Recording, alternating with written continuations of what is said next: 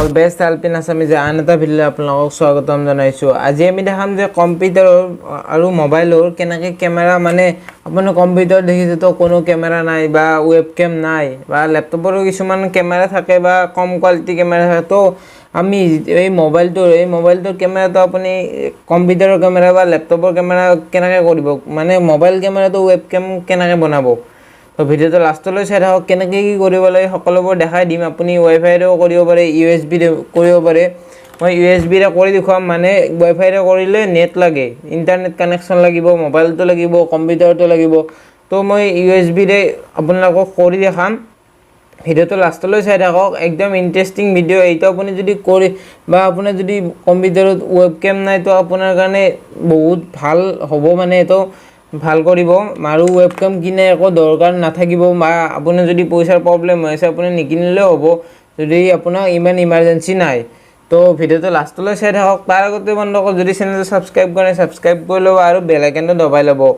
এই ভিডিঅ'টো বন্ধুসকললৈ শ্বেয়াৰ কৰি দিব, সকলোৱে যাতে জানিব পাৰে যে এনেকুৱাকৈও কৰিব পাৰি যে ৱেবকেম নোহোৱাকৈও কম্পিউটাৰত মোবাইলৰ কেমেৰাৰে কম্পিউটাৰত চলাব পাৰি। ফাৰ্ষ্টতে মই মোৰ কম্পিউটাৰ স্ক্ৰীনত দেখাই দি আছোঁ কেনেকৈ কি কৰিব লাগে। মই মোবাইলৰ স্ক্ৰীনটো দেখাই দি আছোঁ, চাই থাকক ভিডিঅ'টো লাষ্টলৈ। ফাৰ্ষ্ট আপুনি বন্ধুসকল এটা কম্পিউটাৰটোত এটা ছফ্টৱেৰ ডাউনলোড কৰিব লাগিব। এই ছফ্টৱেৰটোৰ লিংক ডিছক্ৰিপশ্যনত দিয়া আছে, তাৰ পৰা ডাউনলোড কৰিব পাৰে, বা আপুনি ৱেবছাইটটো অ'পেন কৰি DEV47 এপছ বুলি মাৰিও ডাউনলোড কৰিব পাৰে। ইয়াতে অফলাইন ডাউনলোডত ক্লিক কৰি দিলে আপোনাৰ ছফ্টৱেৰটো ডাউনলোড হৈ যাব। এতিয়া আপুনি এই ছফ্টৱেৰটো ইনষ্টল কৰিবতো জানে, এইটো ইনষ্টল এনিৱেত ক্লিক কৰি এই ছফ্টৱেৰটো ইনষ্টল কৰি ল'ব। ইনষ্টল হোৱাৰ পিছত আপুনি কম্পিউটাৰটোত USB কেবল এডাল দি মানে মোবাইলটো কানেক্ট কৰি ল'ব। আৰু এই মোবাইলটোত ফাইল ট্ৰান্সফাৰৰ কাৰণে কানেকশ্যন নকৰোঁ, আমি এইটো কেমেৰাৰ কাৰণে কানেক্ট কৰিম। চ' চাৰ্জিং অনলি কৰি থ'ব। এতিয়া আপুনি কম্পিউটাৰ স্ক্ৰীনৰ এইটো আপুনি ডাউনলোড কৰিছে ছফ্টৱেৰটো, তো সেনেকুৱা ছফ্টৱেৰ এটা মোবাইলটো ডাউনলোড কৰি ল'ব লাগিব। এই মোবাইলত মই দেখুৱাই দিছোঁ কেনেকৈ ডাউনলোড কৰিব লাগে। মোবাইলৰ এপছটো মই ডিছক্ৰিপশ্যনত লিংকটো দি দিছোঁ, তাৰ পৰা ডাউনলোড কৰিব পাৰে, বা আপুনি এই নামটো চাইও ডাউনলোড কৰিব পাৰে। তো এতিয়া অ'পেন কৰি ল'লোঁ মোবাইলতো। ইয়াতে কম্পিউটাৰটো আগৰ পৰা অ'পেন হৈয়ে আছে, তো ইয়াতে অ'পেন কৰি লৈ গোটেইবোৰ এলাও মাৰি দিব। এলাও মাৰি বেলেগ একো কৰিব নালাগে বন্ধুসকল। ৱাইফাইত অলপমান প্ৰব্লেম হয়, USB-ত অলপো প্ৰব্লেম নহয়। ইয়াতে আপুনি ছেটিংছত গৈ ফাৰ্ষ্টতে ইয়াতে এবাউট ফোনত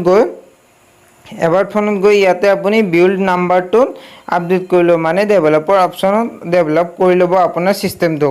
তো ইয়াতে এডিশ্যনেল ছেটিংছত গৈ ডেভেলপাৰ অপশ্যনত গৈ ইয়াতে USB ডাবিং বুলি এটা অপশ্যন আছে, এই অপশ্যনটো অন কৰি দিব। মানে এইটো USB ডাবিং অ'কে মাৰি দিব, অন হৈ গ'ল। বাকী একো কৰিব নালাগে, ডাইৰেক্ট বেক আহি গ'লেই হ'ল, বাকী একো কাম নাই। এতিয়া কম্পিউটাৰ স্ক্ৰীনত আপোনালোকে দেখিছেনে, ইয়াতে আপুনি USB-ত নো ডিভাইচ কানেক্টেড দেখাই আছে। তো এতিয়া ৰিফ্ৰেছ মাৰি দিলে আপোনাৰ যিটো মোবাইলৰ এইটো মডেলটো আহি যাব। তো ইয়াতে অডিঅ'টো লাগিলে ক্লিক কৰি দিব, অডিঅ'ত ষ্টাৰ্ট কৰি দিলে আপোনালোকে এনেকুৱা মোবাইলত যিটো অন হৈছিল আমাৰ এপছটো, ইয়াতে আপুনি দেখা পাব যে আপোনাৰ কেমেৰাটো অন হৈ গৈছে ফ্ৰণ্টত, বা আপুনি বেক কেমেৰাও কৰিব পাৰে চাইডত থ্ৰী ডটছত ক্লিক কৰি। এতিয়া মোৰ মোবাইলটোত মই দেখাই দিছোঁ, আপোনাৰ কম্পিউটাৰ স্ক্ৰীনত দেখিছে চাগে, ইয়াতে কোনো ধৰণৰ কম্পিউটাৰটোত কেমেৰা লাগি থকা নাই, তথাপিও আপোনাৰ ইয়াতে কেমেৰাৰ দৰে দেখুৱাইছে। ইয়াতে মই কেমেৰাটো লৈ আছোঁ, আপুনি দেখিছেনে, ইয়াতে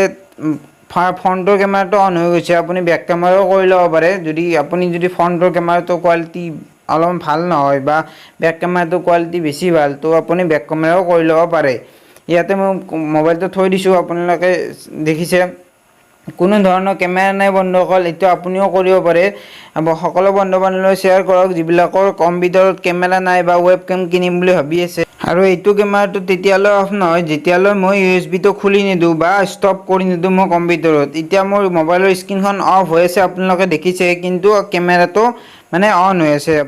যদি আপুনি ৱাইফাইৰে কেনেকৈ কানেক্ট কৰে সেইটোও জানিব বিচাৰে তো কমেণ্ট কৰিব আৰু লাইক কৰিব নাপাহৰিব।